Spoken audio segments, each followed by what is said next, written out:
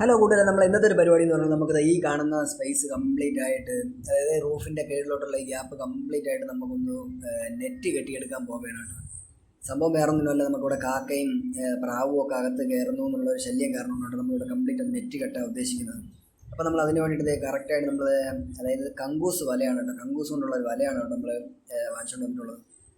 അപ്പോൾ അതായത് നമ്മൾ കറക്റ്റായിട്ട് അതെല്ലാം സെറ്റ് ചെയ്യും. നമുക്ക് ഈ ലോക്ക് ഇവിടെ നിന്ന് എടുത്തു കഴിഞ്ഞ് കഴിഞ്ഞാൽ ഇവിടെ അല്പം മാറ്റി നമുക്ക് അകത്തോട്ട് കയറാൻ സാധിക്കുന്ന രീതിക്കാണ് നമ്മൾ ചെയ്തിട്ടുള്ളത്.